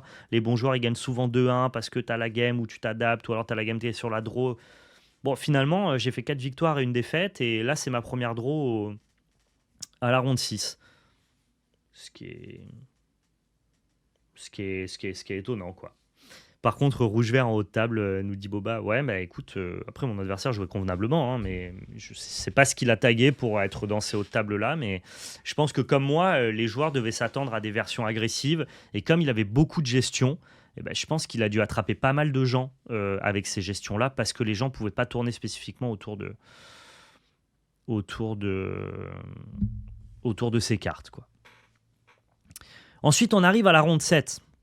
Donc là, à ce moment-là, je suis à 4 victoires, une draw, une défaite. Ce qui me met pareil, encore assez bien dans les tables. On doit être table peut-être 40, un truc comme ça, je crois. Je sais pas si j'inverse des rondes ou pas, mais bon, globalement, vous avez la teneur du truc. Je m'assois ronde 7 face à un adversaire pareil français qui joue violet-vert. Ça, je le vois directement. Je crois que ça encre vert, ça joue Rafiki tour 1. Je me dis, ça, s'il y a un match-up au monde que je connais, mais sur le bout des doigts, mon pote Baptiste, avec qui je suis parti au Gala TCG il y a 2 semaines, il joue vert-violet. Comme je vous le dis, j'ai pas eu le temps de bootcamp ou de m'entraîner, donc j'ai surtout joué en boucle contre ce deck-là. J'ai à la fois un bon match-up et à la fois une connaissance accrue vraiment de ce qu'il faut faire. Et en plus, je suis une salope si Ursula chante contre moi. C'est dit. Genre, c'est pas possible. Bon, il se trouve que ils ont tous chanté contre moi sur les rondes d'avant. Je me dis, celui-là, il chantera pas. En tout cas, j'essaierai qu'il chante pas. Je sais plus si je la commence ou pas. On joue une game qui est serrée. Je sens que mon adversaire, il est fort. Il joue bien. J'ai eu l'impression vraiment d'être globalement du même niveau ou peut-être meilleur que les adversaires que j'avais affrontés avant. Là, je sens que mon oppo, il a du background en TCG, quoi. Ça joue bien. S'hydrater, s'oxygéner et grignoter entre chaque ronde vont t'aider au niveau cérébral à rester concentré. Ouais, c'est les meilleurs conseils que tu puisses donner. Aveline, beaucoup boire, aller aux toilettes régulièrement, pas manger lourd, grignoter, prendre des amandes et faire un bon petit-déj, bien dormir. Bref, voilà, tout. Ce sont des conseils finalement que les joueurs de TCG savent, mais qui sont bons à prendre si jamais vous débutez. Je sais plus ce qui se passe dans cette première game, mais encore une fois, Ursula chante contre moi, donc je pense que ça va devenir un mème. Hein. Oui, je joue violet-gris et toutes les Ursula ont chanté. Il n'y a pas eu de galère. Bon, ça va en fait que dans violet-vert, quand Ursula chante, je trouve que c'est moins grave que dans violet-gris, que dans vert-gris, pardon, parce que dans vert-gris, si ça chante avec Prince Jean sur le board et que c'est Cruel Diablesse, tu te fais défoncer. Et si jamais c'est perdu dans l'hiver et que ça va t'attraper 2 cartes de ton board, ça te défonce aussi. Là, la vraie problématique dans Vert-Violet, c'est surtout si jamais il chante avec Mother Best No. Mais si jamais il chante pour Friend on the Other Side, oui, il fait énormément de cartes advantage, il va draw 4 cartes, mais ça récupère pas la tempo, ça reprend pas le board, et nous, notre deck, il prend très bien le board, parce qu'il gère bien le board de notre oppo, on est un peu le roi du trade game, et donc quand bien même il piocherait 4 cartes, s'il est derrière en termes de tempo, je trouve que c'est un deck qui revient assez mal, qui reprend assez mal le board, en fait, vers violet. Et donc quand bien même il génère beaucoup de CA, on fait une game qui est assez longue, qui est assez disputée, et que je finis finalement par remporter, juste parce que moi, le gris me permet de gérer son board, alors que lui ne le peut pas, quoi. Et ces petits l'horreur d'early game, quand il est top deck, ils deviennent assez anecdotiques en fin de partie. Donc je prends la première, et donc on lance la deuxième. Mais il faut savoir que la première, ça s'est quand même joué, encore une fois, un peu au grind game, quoi. C'est une game qui a duré un petit peu. Je crois qu'on doit lancer la deuxième, il doit nous rester 20 minutes sur les 45. Je sais pas pourquoi ça klaxonne autour de chez moi. Bref, on lance la deuxième game. Je sens que mon oppo, ça le fait un peu chier de perdre. Tu vois, là, on est dans des places où on commence à jouer vraiment pour des points qui nous assurent quasiment ou let it go, voire même le top 64. Donc là, il a vraiment besoin de ces 3 points. Et je sens qu'il temporise un petit peu le rythme de la partie, quoi. Que vraiment, il prend le temps de bien réfléchir, de bien positionner ses plays. Et il a raison. Il joue pas assez lentement pour que je puisse le target de slow play ou de quoi que ce soit. Il prend le temps d'optimiser au mieux tous ses tours. Et je ne peux pas lui en vouloir. Il joue vraiment à un rythme qui est tout à fait honorable. Mais tu sens quand même qu'on est dans une game qui est encore plus serious business que la première, quoi. Moi, j'ai un rythme de jeu que j'estime quand même un peu plus rapide. Je pense que mes tours sont plus simples à diriger. Déjà parce que j'ai naturellement le match-up et que quand tu joues du gris, c'est quand même vachement plus simple de gérer le board de l'adversaire avec des spells que de le gérer avec du trade. Et donc, ça me demande des optimisations qui sont moins fines et moins complexes que le deck de mon adversaire. Mais donc, du coup, on est dans une situation où j'ai gagné la 1. Mon oppo est en train de se battre sur la 2 pour récupérer les 3 points d'une égalité. Il n'a pas le match-up. Et donc, du coup, il est obligé de jouer un peu plus longtemps que moi pour essayer d'avoir ce supplément d'âme qui lui permettrait de remporter cette game. Et donc, on joue une game très disputée, un peu longue, à tel point qu'on arrive au temps additionnel au bout des 45 minutes. Alors qu'Anna, comment ça se passe le temps additionnel? Comme à Magic, le joueur actif finit son tour et ensuite on a 5 tours pour se départager et voir si quelqu'un arrive à finir la partie. On continue à jouer pendant les 5 tours additionnels. Et pareil, mon adversaire n'arrive pas en fait à reprendre le board et à me tuer. Moi, je n'ai pas assez de l'or sur table pour finir la game, parce que ce qui se passe en fait un peu avec violet-gris, c'est que violet-vert, il va commencer à lorer, à te mettre de la pression. Violet-gris, il va prendre le temps d'essayer de trade le board et de faire de la value. Mais globalement, on va être en retard sur le lore toute la game, jusqu'à stabilisation, et après on va le dépasser et finir par arriver à nos 20 de l'or. Ça se passe toujours comme ça. Donc là, on arrive à la fin des 5 tours additionnels. Au moment où j'ai stabilisé la game, il n'a plus aucun moyen de gagner parce qu'il est genre qu'à 14 ou à 15 de l'or, mais il n'a plus rien sur le board, alors que moi j'ai 3-4 cartes sur le board, encore des cartes en main, et en gros en 1 ou 2 tours, je vais clore cette game. Mais je ne peux pas la clore parce qu'on est arrivé au tour additionnel. Et donc je me retrouve dans un moment de frustration intense où je me dis putain merde, ce qui va se passer là, c'est que mon oppo il a 0 points parce que de toute façon il n'a pas gagné sa game. Moi j'ai gagné la première game. En plus j'ai la sensation d'avoir joué quand même à un rythme plutôt convenable. J'en veux pas à mon adversaire d'avoir joué un peu plus lentement. Mais en soi, si on n'arrive pas à finir cette game, je me sens pas, quand bien même il n'est pas fautif, je me sens pas fautif non plus. Donc du coup je dis à mon adversaire, écoute, je pense que je gagne cette game. J'ai gagné la première game. Dans tous les cas, tu te retrouves avec 0 points. Est-ce que tu souhaites concéder cette game? Et alors attention, je précise bien. Je ne dis pas à mon adversaire que je lui demande une concession contre une contrepartie, ce qui est totalement interdit à Magic. Je lui demande juste, est-ce que tu veux me laisser cette partie-là? Et là, mon adversaire me dit, tu n'as pas le droit de me demander ça. Je pourrais appeler un judge pour te dénoncer sur ce plan-là, mais je ne le ferai pas. Et en gros, il m'explique qu'à l'Orcana, on n'a pas le droit de demander la concession. Tu ne peux demander que le split, ce qui n'a aucun sens. Tu ne peux demander que le split, mais tu n'as pas le droit de demander la concession. Et donc, une fois que je lui demande s'il veut concéder et qu'il me dit que je n'ai pas le droit de lui demander ça, il me répond que non, il ne souhaite pas me concéder la game. Et donc du coup là je me retrouve dans un spot un peu giga frustrant parce que je peux pas insister. Il vient de me faire comprendre que je suis dans l'illégalité à demander ça. Illégalité évidemment que je ne connais pas puisque moi je viens de TCG où tu as le droit de demander à ton oppo sans aucune contrepartie, est-ce que tu veux concéder? Je suis juste mécaniquement en train de gagner cette game là, dans tous les cas tu auras 0 points. Voire même concéder, ça te permet d'avoir un meilleur départage parce que ton adversaire aura 7 points au lieu de 3 points. Et mon oppo alors il n'est pas obligé, je ne jette pas la pierre, attention. Je dis juste que moi, pour moi, ça allait être extrêmement frustrant comme instant. Il a tout à fait le droit de ne pas me concéder cette game. Mais j'estime qu'en ayant eu un rythme de jeu convenable, en ayant gagné la première et en allant gagner la deuxième, moi, à sa place, j'aurais concédé cette game et je lui aurais donné les 7 points. Et donc, je me suis retrouvé dans un spot où je suis créateur de contenu, j'ai un petit peu de visibilité. Je peux même pas montrer que j'ai le seum, je peux même pas montrer que je suis déçu. Je peux que accepter, démuni, désarmé, face à cet adversaire du coup qui m'enlève gratuitement 4 points. Et 4 points, mais c'est à ce stade de la game, mais tellement déterminant pour la suite du tournoi. À l'intérieur, je suis fou. Je suis fou. Je suis fou et j'ai pas le droit d'être fou. Et en plus de ça, il me met un peu cette pression de gros, t'es en train de me demander de concéder, je peux te défoncer pour ça, tu vois. Il a raison en soi, mais moi je le sais pas à la base, quoi.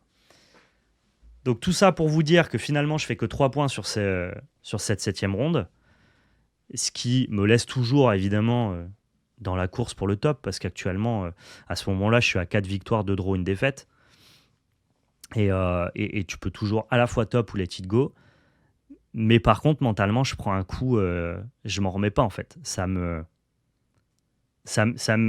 tord en deux en fait.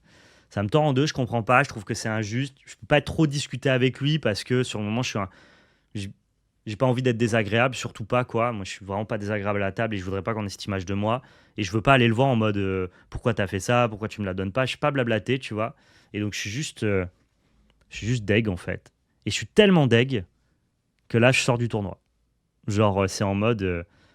En fait, il faut comprendre que c'est tellement dur. Là, à ce moment-là, quand on joue cette game, il est 17 ou 18 heures, quoi. Moi, je joue depuis 9 heures du matin, où j'essaye de faire des 2-0. Je joue toute ma vie sur ces games-là. En plus, nous, entre les rondes, on est extrêmement sollicité avec PL. On essaie d'être disponible pour tout le monde. J'ai la teuté, elle est comme as, tu vois. Et mon oppo, il me donne pas les 4 points. Je suis fou. Les gars, je vous le dis, je suis fou. Je suis fou, mais je le montre pas, donc je suis encore plus fou, quoi. Et je pense que c'est à partir de ce moment-là où le tournoi, là, on l'a pris. J'ai fait une petite boule comme ça et jeté. Jeté, jeté, jeté. Et donc, on arrive ronde 8. J'affronte Rouge-Violet, qui est un match-up que je connais bien, qui est un match-up que je peux gagner et qui est un match-up que je gagne pas. Je fais une draw supplémentaire. Je fais une victoire et une défaite. Donc, je récupère que 3 points supplémentaires. Je me retrouve donc, du coup, en termes de points, 4 victoires, 3 draws, une défaite. Alors qu'en termes de ce qui est noté sur mon MTG Mêlé, c'est 5 victoires, 2 draws, une défaite. Vous voyez ce que je veux dire? Parce qu'en fait, ma victoire, c'est une victoire. Mais ma victoire ne m'a rapporté que 3 points. Ce qui est quand même un peu bizarre. Alors, je vous vois dans le chat, l'idée, c'est pas du tout de stigmatiser la personne que j'ai affrontée en ronde 7. Parce que, comme je vous dis, lui, il est dans son bon droit. Il ne m'a pas dénoncé au judge. Et il a le droit de ne pas me la concéder. Moi, je vous fais part de mon sentiment sur le moment. C'est-à-dire que des fois, tu ressens des choses qui sont indépendantes de ta volonté. Moi, sur le moment, je suis deg, mais j'ai pas d'animosité face au type, et c'est pour ça que je vais pas le voir et que je vais pas lui dire en mode gros, pourquoi t'as fait ça, c'est pas cool. Je dis juste, sur le moment, ça m'a rendu fou. Il y avait beaucoup d'enjeux, il y avait beaucoup d'argent à la clé. Pour un créateur de contenu, il y avait beaucoup de visibilité à faire un top, et j'ai l'impression qu'il m'enlève un peu mon rêve, tu vois, sur le moment. Il me dream crush un peu, quoi. Et donc, je suis très frustré de ça. Euh, c'est légal de ne pas me donner ces 4 points. Il avait le droit de le faire. Trop gentil, tu aurais dû demander à un judge car il y avait plus de temps entre la première et la deuxième. Non, il jouait, franchement, encore une fois, je suis pas là pour lui casser du sucre dessus, il jouait à un rythme acceptable. C'est juste que je jouais à un rythme plus rapide que lui. Donc du coup, si jamais on arrive au tour additionnel, ce n'est... Parce qu'il pourrait se dire, ah, j'ai pas eu le temps de finir cette game, je vais pas te la laisser parce que, ou, je sais pas, t'as pas été sympa à la table, ou parce que tu mets du temps à jouer. Non. Moi, quand je lui propose, veux-tu me la concéder, je me sens extrêmement légitime de le lui demander, non pas parce que lui a été lent, mais parce que moi, en tout cas, j'ai été rapide. Et donc, c'est là où on peut discuter un petit peu du BO2. Je pense, Azo, qu'effectivement, il y a un problème dans le format. Je pense que quand tu regardes mon score sur MTG Melee, qui est de 5 victoires, 2 draws et 2 défaites, parce que je vous spoil la suite du tournoi, et je ne suis plus dans le tournoi à ce moment-là, dans ma tête en tout cas, et ben 5 victoires, 2 draws et 2 défaites, c'est un résultat qui me permet d'acquérir la carte Let It Go, et donc de récupérer 1500 euros. Par contre, mon nombre de points, vu que cette deuxième game n'a donné des points à personne, et bah, du coup, me sort de toutes les équations top 128 ou top 64. Et donc, c'est vrai que c'est un peu frustrant sur ça, le BO2. Je pense, d'après moi, que si tu gagnes la 1 et que ton oppo ne finit pas par gagner la 2, peut-être que tu récupères pas 7 points, mais tu devrais au moins en récupérer 6. Ça a été un moment, si je peux faire une petite critique sur le BO2. Et en même temps, attention, le BO2, ça a du bon aussi, parce que finalement, les meilleurs joueurs étaient dans le top, il n'y a pas eu de surprise. Euh, Moi, ça m'a justement poussé, moi qui ai tendance à être très dispersé, ça m'a facilité à me mettre dans un tunnel, parce que du coup, je n'avais que 2 games à jouer et pas 3. J'avais le sentiment que toutes les games comptaient, là où en BO3, des fois, je peux me dire en mode, ah, c'est pas grave, si elle ne compte pas, j'aurai la troisième. Ça m'a vraiment obligé à être très exigeant avec moi-même. Et voilà, moi, je suis très souvent stimulé par plein de distraits, en fait. Je suis quelqu'un de distrait, souvent, et ça peut me pénaliser dans les TCG. Là, le BO2, ça fit bien. Ça fit bien avec mon psyché en soi, tu vois. Mais c'est vrai que c'est frustrant quand as des situations comme ça. Et puis, au-delà de ça, ce que ça a de bon le BO2 aussi, c'est que tes rondes, la plupart du temps, se finissent en 30 minutes. Tu as le temps de boire, tu as le temps de manger un petit coup, tu as le temps d'aller aux toilettes. C'est quand même sympa aussi, quoi. Raclem, il a fait top 32, Sposito. Donc voilà, et c'est vrai qu'après cette 7e ronde, j'affronte rouge-violet, je pense que je joue pas très bien, je perds la première que je pense que je dois pouvoir gagner, et donc du coup je récupère que 3 points de plus. Et 9e ronde, je me retrouve donc dans un spot où j'ai 38 points, au lieu de 42, hein, on rappelle, évidemment, parce que si jamais j'avais eu mes 4 points de la ronde 7, j'avais 42 points. 42 points, ça me donnait d'office Let It Go. Et ça me permettait probablement même de faire draw pour, avec 45 points, espérer faire le top 64 au départage. Mais je pense qu'on l'aurait quand même joué. Mais là, finalement, je ne suis pas à 42 points, je suis à 38. Donc je suis obligé de jouer.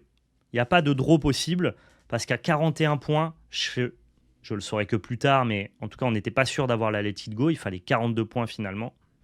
Par contre, si jamais je gagne avec mes 7 points, je passe de 38 à 45. Et là, dans ce cas-là, non, je crois même que le top 64, c'était 44 points. Donc si je fais 45 points, je suis top 64 et je fais jour 2 de l'événement. Donc je suis vraiment à la 9e ronde, je suis encore vivant. De toute façon, on est pareil, dans les tables 30, quoi. Et je m'assois en face de mon adversaire qui joue violet-gris. Et pareil, je joue mais comme une pipe, quoi. Mais comme une pipe. Je fais un Zeus sur un petit Robin des Bois, alors que mon oppo derrière, il fait OK, bah Queen Castle, il joue château. Il a un château qui tourne pendant 3 tours, qui pioche 9 cartes.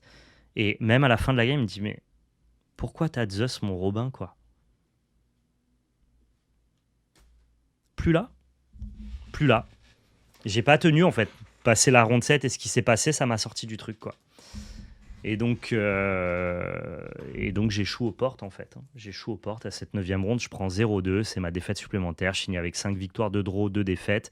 Mais avec le même résultat que les gens qui ont fait 4 victoires, 3 draws, 2 défaites. Et c'était un événement long. On a commencé à 9h, on a fini à 21h30, je crois, le soir. Il y a eu quand même pas mal de problèmes avec MTG Melee parce que les tournois étaient joués en parallèle avec Atlanta, qui était aussi le Disney Arcana Challenge de 2000 joueurs. Tout le monde sur les différents streams refreshait pour pouvoir savoir où étaient leurs créateurs de contenu dans les standings et compagnie. Bref, les serveurs étaient explosés. On avait beaucoup de temps d'attente entre les rondes. C'était éprouvant. C'était vraiment éprouvant. Et donc, du coup, ouais, j'ai affronté que 2 bleus rouges sur 9 rondes. Donc, le métacall n'était pas si mauvais. Mais en même temps, il y en avait quand même beaucoup aussi qui ont fait top 64 Hnou. Donc, il y en avait quand même pas mal dans les hautes tables. Et le métacall de bleu rouge, c'était de dire qu'en France, il y avait quand même pas mal de decks gris, ce qui était assez vrai. Et donc, finalement, le deck était quand même plutôt bien positionné. Je pense que j'ai eu de la chance de n'en affronter que 2 et de ne pas en affronter plus, surtout, quoi. Donc voilà, vous avez un petit peu le récapitulatif total de toutes les rondes que j'ai eu à jouer. J'espère que c'était intéressant. Alors, j'ai pas du tout fait des reports de mes games, donc je peux pas trop vous rappeler des patterns de play bien particuliers, parce que franchement, la journée était tellement dense que là, je m'en souviendrai pas. Mais ce qu'il faut retenir, c'est que j'avais une trajectoire qui était excellente. Que tout au long du tournoi, j'étais dans les tables du 60 et que je me suis un peu écroulé à partir de la ronde 7. Non pas de par mon niveau de jeu, je pense que j'avais largement le niveau du top 128. Je n'aurais pas été non plus en fraude dans le top 64, je pense, sur ce tournoi-là. Mais, mais j'ai un peu lâché du lest sur la fin, quoi. Tu dirais que ça t'a plutôt écœuré et déçu ou ça te donne envie d'en refaire? Ça me donne envie d'en refaire parce que, enfin, je veux dire, tout ce que j'ai vécu à côté, The Fichou, c'était trop cool. Tu vois, genre, Lorcana, c'est un jeu qui m'a plu. Je suis parti de cet événement le lundi en mode, ça a renforcé encore plus mon plaisir de jouer au jeu. Je me suis dit, en fait, j'aime ce TCG à fond. C'est mon deuxième main TCG. C'est trop bien comme jeu. Et ça m'a pas écœuré parce qu'en vrai, des situations écœurantes à Magic, on en vit vachement plus souvent qu'à Lorcana. Là, pour le coup, j'ai une situation écœurante parce que je me suis mis beaucoup de pression tout au long de la journée, que je me suis vu un peu trop beau, tu vois, je me suis vu top avant le top finalement, tout au long de la journée, tout le monde me disait en mode ah putain, t'es en course pour le top 64, c'est trop cool. Il y a même des gens qui me croisaient qui me disaient en mode ah ouais, mais je savais pas que t'étais bon à l'Orcana. Je dis bon, poulet, par contre, respecte-moi, ça fait quand même 20 ans que je joue à Magic, faire chanter Mickey et compagnie, ça va, c'est pas non plus. Mais non, mais tu vois, il y avait un peu ce truc en mode ok, putain, chaud, t'es sur une belle trajectoire. Et du fait que mon oppo me donne pas les points, sur le moment, ça m'a un peu déçu. Mais franchement, des gens désagréables à la table, on n'en a pas eu, quoi. Je veux dire, peut-être que sur le top 64, j'ai pas vu le jour 2, je faisais les side events. Peut-être qu'il y avait beaucoup de tension parce qu'il y avait beaucoup d'enjeux. Mais en vrai, dans l'idée, moi, tous les adversaires que j'ai eus étaient gentils, respectueux, polis, même s'il y avait de la tension, des enjeux. Tu vois, sur ma ronde 9, l'adversaire que j'affronte, on est tous les deux. Celui qui gagne, s'il y en a un qui fait 7Z, il va en top 64. Top 64, tu prends 5K direct. Hein. Donc on joue pour 5000 balles sur cette game-là, quoi. Mais mon oppo, giga cordial, très posé. Donc non, je peux pas être écœuré de l'événement sur ce petit incident qui finalement n'en est pas un. C'est juste que sur le moment, tu vis ça un peu comme une injustice. Et du coup, je pense que si jamais il pouvait modifier le BO2, déjà, faire en sorte que tu aies le droit de proposer la concession, parce que ça n'a aucun sens de ne pas le proposer. Et faire en sorte que si ton oppo, si la deuxième game ne va pas au bout, bah celui qui a gagné la game 1, il prend ses 6 points, quoi. Et comme ça, au moins, il n'y a plus de problème. Je pense. Respecte-moi, mort de rire. Ouais, ouais, mais tu sais, quand tu es créateur de contenu et que tu participes pas à tous les gros tournois, parce qu'en fait, il y a eu plein de tournois à Paris, il y a eu plein de tournois sur Pixelborn, mais nous, on n'a pas le temps. On n'a pas le temps de faire ça avec PL. Donc, comme on participe pas au tournoi, que nos noms n'ont pas été retrouvés dans certains tops, les gens, ils savent pas qu'on sait jouer à l'Orcana. Mais les gars, c'est jouer à l'Orcana. Hein. Bah, convenablement, quoi, en tout cas. Donc, c'était marrant. Il y a des gens qui découvraient un peu ça en mode, ok, pas mauvais, quoi. Au niveau des perfs du top 64, déjà GG à tous ceux qui sont passés en top 64, GG à tous ceux qui ont fait des bons résultats, GG à tous ceux qui ont récupéré les Let It Go et pour le coup il y a vraiment pas de fraude. Hein. Et la plupart des bons joueurs de TCG, il y avait pas mal de joueurs de Magic qui ont fait top 64. J'ai vu qu'il y avait pas mal de gens aussi de la team Inkless, donc notamment la team de Raclem qui eux avaient bootcamp, team test et donc qui étaient préparés à ce genre d'événement là. Raclem, il a pu très facilement faire son top 64. Je crois qu'à la 7e ronde, quand je l'ai croisé, il était à 5 victoires et 2 draws. Donc, il n'avait plus qu'à double draw pour s'assurer automatiquement le top. Donc, globalement, les gens étaient chauds. Je sais quoi, j'ai croisé Thibaut aussi de nos jeux de société qui, lui, je crois qu'il est au départage pour le top 64, mais qui passe pas. Mais du coup, il a quand même let it go.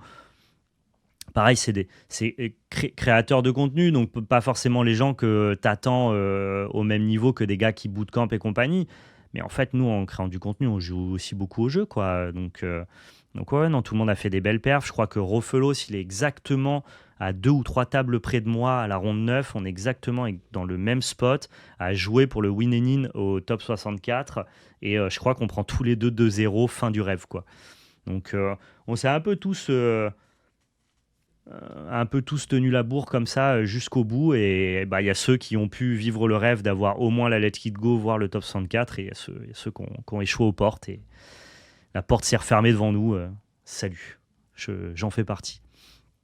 Au niveau du gagnant, je pense qu'on va quand même on va quand même revenir rapidement sur la liste de Frank Karsten, parce qu'il y a quand même des choses à dire. Frank Karsten, c'est un joueur de Magic qui est un pro player, qui a gagné le Disney Lorcana Challenge à Lille. C'était marrant parce qu'il y avait 3 types qui avaient le maillot Ultimate Guard, donc bleu et rose, donc sponsorisé Ultimate Guard dans le tournoi. C'était donc PL, moi-même, parce que c'est notre sponsor, hein, accessoire, équipementier, mais c'est aussi le sponsor de certains pro players, en fait, Ultimate Guard, dont Frank Karsten. Donc du coup, nous, à chaque fois qu'on croisait Frank Karsten, il avait le même maillot que nous, et c'était en mode, ah, bah, il y a le teammate, tu vois. Et bah, à la fin, c'est lui qui gagne le tournoi. C'est assez marrant qu'on avait, en fait, théoriquement, la même équipe que le gagnant du Disney Lorca Challenge. Et bon, voilà, attention, Frank Karsten, là, on est sur un level de magie très élevé, hein. Quand on vous parle de professionnel à Magic, c'est un level qui est beaucoup plus exigeant que ce que pour l'instant demande la compétition de l'Orcana. Même sa decklist, elle témoigne d'une très belle vision méta, et elle récompense mes calls, parce que maintenant on pourra m'appeler l'oracle sur l'Orcana. J'avais dit à qui voulait bien l'entendre que le gagnant du Disney Lorcana Challenge serait probablement un pro de Magic qui serait venu truster l'événement. Globalement, j'avais dit que c'est pas forcément la communauté de l'Orcana qui finirait par braquer l'événement, qu'il y a beaucoup, avec l'expected value attendu sur ce tournoi-là, beaucoup de pros de Magic qui allaient assez facilement se mettre à l'équilibre du jeu et venir avec des compétences et des préparations que globalement les joueurs de l'Orcana n'ont pas. Et donc ça a coché la première case de mon call, c'est-à-dire qu'un joueur professionnel de Magic remporterait le Disney Lorcana Challenge. Et le deuxième call que j'avais fait, c'est que globalement, si on avait un jeu l'Orcana qui avait le même niveau d'exigence professionnelle que dans Magic, le meilleur deck serait probablement Humber Silsong. C'est celui qui développe les choses les plus folles, qui fait les choses les plus dingues, qui peut manquer de consistance, mais qui demande surtout la pratique la plus élevée et la plus demandeuse. Et il a effectivement gagné avec Humber Silsong, tout en étant capable de réduire un petit peu l'inconsistance du deck, parce qu'il a cuté dans les flûtes pour réduire le nombre de non-ancrables à 15, ce qui fait que le deck était quand même vachement plus malléable que ce que nous, on avait l'habitude de jouer. Mais en même temps, il était quand même capable de s'adapter à bleu-rouge, parce qu'il avait une connaissance aiguë du méta, un fine-tuning de deck building qui lui a rajouté les piglets, ce qui fait qu'il avait à la fois les SMI et les piglets en early game. Bon, c'est une bonne liste dans les mains d'un des meilleurs joueurs de la planète. Pour moi, il n'y avait pas de surprise, les poulets, quoi.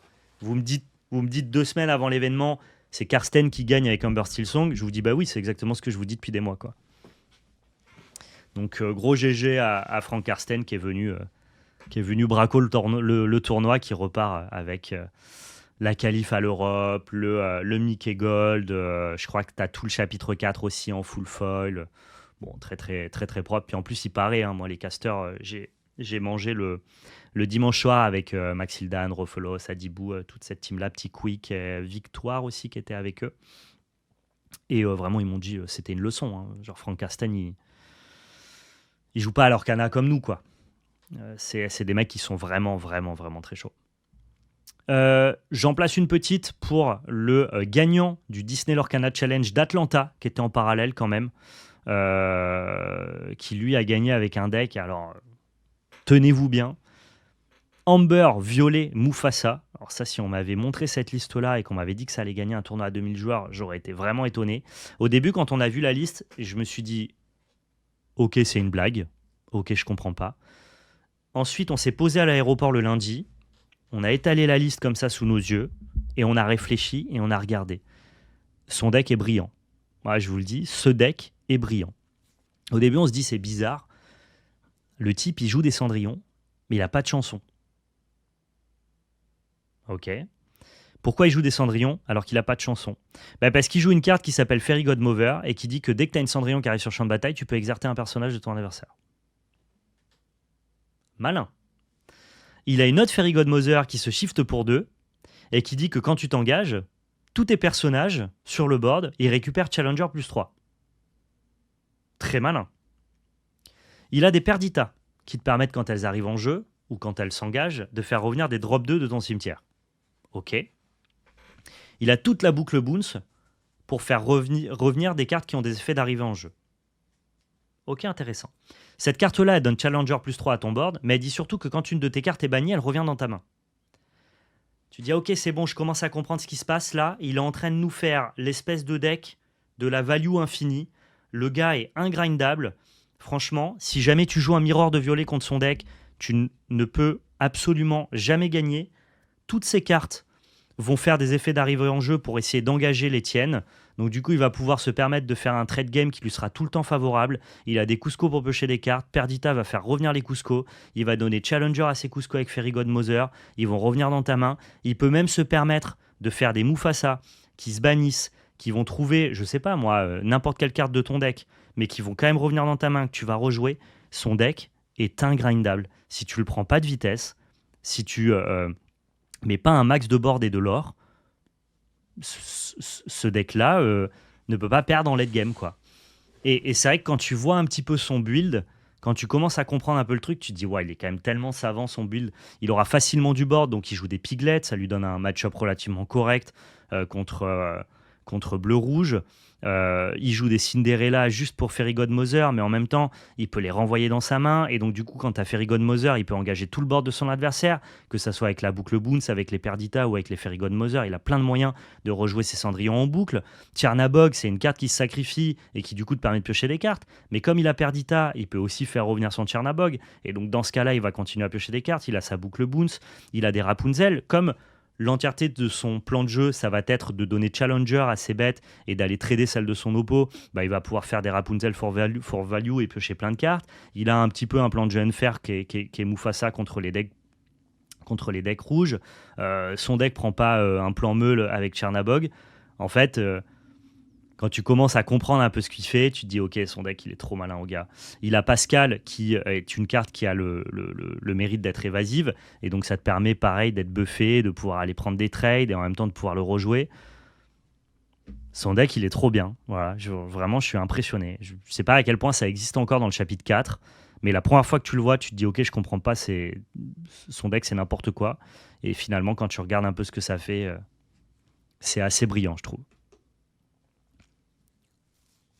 Il faudrait un événement hors ancien joueur de TCG pour que la commu des mortels comme moi ait une petite chance. Bah, c'est sûr que quand tu as des joueurs d'un niveau d'exigence que requiert Magic qui se pointent à des tournois comme ça, euh, tu vois, à Magic, sur un tournoi de 2000 joueurs, je suis pas top 64. Alors que là, c'était pas totalement déconné de m'imaginer, quoi. Donc c'est sûr que le level est pas le même. Et c'est normal. C'est un jeu qui a compétitivement, franchement, il a 6 mois, l'Orcana. Magic, ça a 30 piges. Pas possible. Pas possible, pas possible. Je pense même qu'il y a des synergies et des combos qu'on n'a pas dans ce deck ambre-violet. Je pense même qu'il y a peut-être des boucles que tu peux mettre en place et tout. Mais ouais, tu sens que c'est assez malin, quoi. J'espère que Alterd apportera ça, car ça ressemble beaucoup moins au TCG actuel. Bah, t'as quand même beaucoup de joueurs de Magic qui passent sur d'autres TCG, et notamment sur Alterd. Mais en fait, c'est pas grave. Il faut pas le voir comme... genre, les joueurs de Magic, ils viennent piquer notre place dans les tournois compétitifs. Bah non, faut que ça vous stimule à devenir meilleur aussi, tu vois. C'est ça qui est super sympa, je trouve. Du coup, pour finir un petit peu sur ce week-end, parce que je m'éparpille, pardonnez-moi, mais c'est difficile en même temps de débriefer 3 jours, 3 jours de plaisir finalement.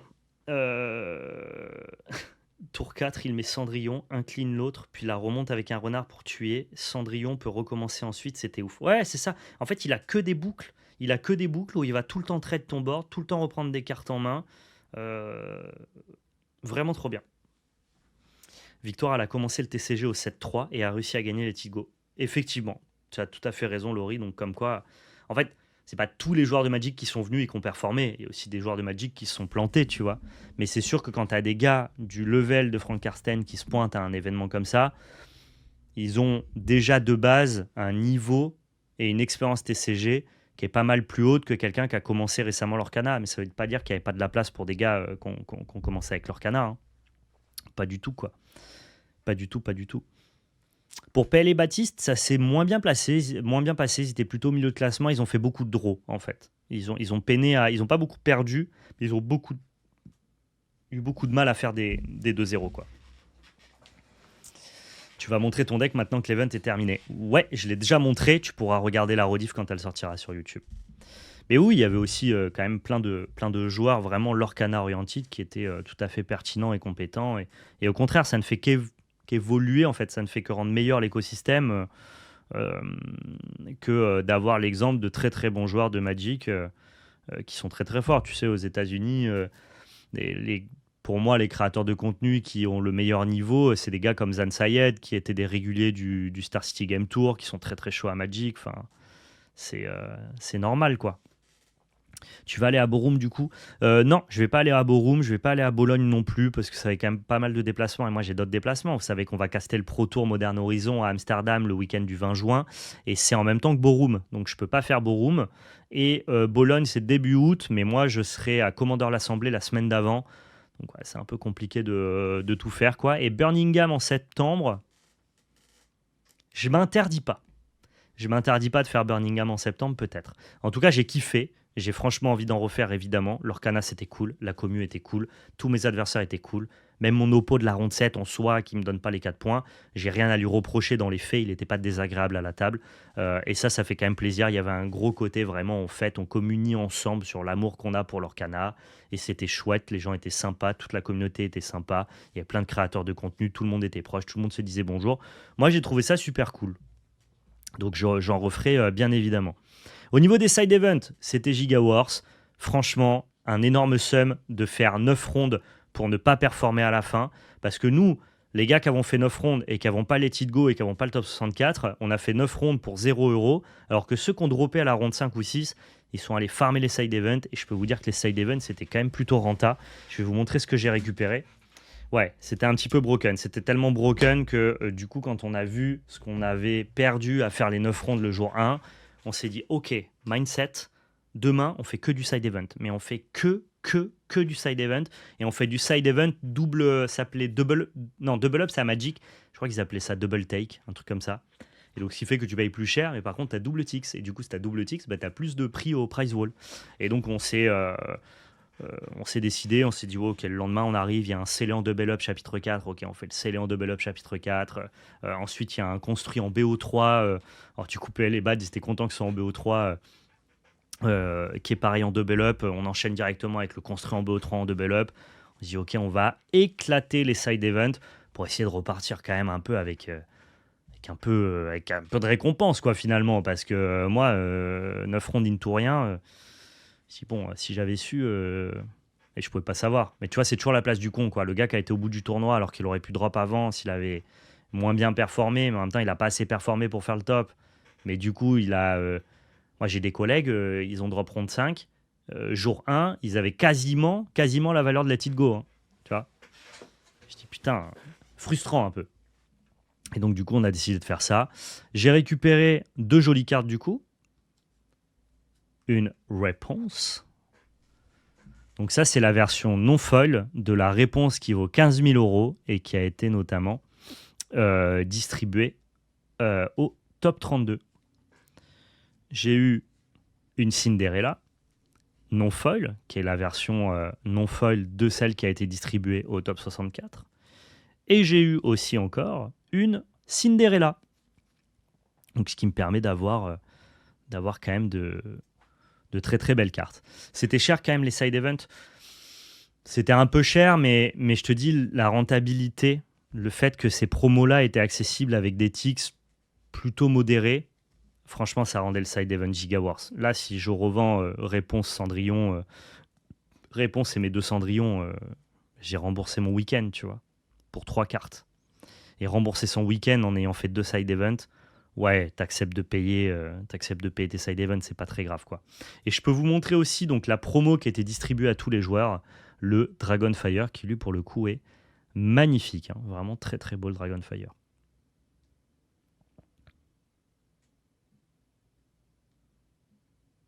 Il fallait gagner pour avoir des cartes ou juste y participer. Non, il fallait gagner. Il fallait gagner, mais en fait, ça coûtait assez peu cher en Tix, donc dès que tu avais des résultats corrects, tu pouvais au moins récupérer une Rapunzel, tu vois. Non, il faut toujours gagner pour avoir des Tix et aller les échanger au prize wall. Mais le prize wall était vraiment généreux. Comment tu doubles les sides? Dimanche, tu as pu en faire plusieurs. Non, moi j'ai pu faire que le scellé et le BO3, Thibaut. Mais comme tout le monde, puisqu'ils ont décalé le BO3 vu que les scellés étaient en retard. Voilà, je crois que j'ai un peu fait le tour en termes de tous les à côté, bah, c'était génial. Moi, je suis monté avec Baptiste, avec PL et avec Jérémy, qui est un ami à nous. On avait un petit Airbnb dans le centre de Lille. On a eu la chance de pouvoir sortir et le samedi soir et le dimanche soir. Le samedi soir, comme je vous le disais, on a rejoint Cards Hunter dans ce Airbnb avec d'autres créateurs de contenu plutôt liés à la collection de Pokémon, Requa Master, Idir Pokémon Idir Pokémon pardon, pour ceux qui connaissent. Ouais, il y avait Fly Home aussi, Hydraulique TCG. Bref, ça parle les cartes, ça parle les cartons. Moi, j'adore. Ça parle collection, ça parle TCG. On s'est régalé avec quelques petites bières et tout. Et le dimanche soir, on est parti manger au restaurant avec la team bah, justement de Maxildan, Adibou, Rofelos, Petit Quick et Victoire. Dans un petit resto sympa, il paraît que c'est une chaîne que vous connaissez sur Paris qui s'appelle Mama Shelter. J'ai jamais entendu parler, mais c'était très chouette. On était sur un petit toit. Bon, c'était chill, quoi. Tu vois, on a vraiment vécu le truc pendant l'événement. C'était sympa, les games étaient tryhard, le jeu était bien. On a rencontré notre communauté. Il y avait plein de créateurs de contenu sur place. On a pu tous se saluer. Et en même temps, en dehors de l'événement, on a vécu un truc un peu cool où tous les soirs, on a pu aller partager des moments sympas avec des gens sympas. Donc, un très très bon week-end. Même si à 4 points près, je vous faisais un débrief en mode j'ai fait top 64, mais bon, bah, c'est pas le cas. C'est pas le cas, c'est pas grave, on fera mieux la prochaine fois. Il y en aura d'autres. Et ce qu'il faut retenir, c'est que l'Orcana est un bon jeu. Et que le BO2, allez, il faut aussi parler un peu du BO2, il faut un peu conclure dessus. Le BO2 est pas une si mauvaise solution que ce à quoi je m'attendais à la base. Ça amène pas forcément à choisir des decks bizarres comme je le pensais.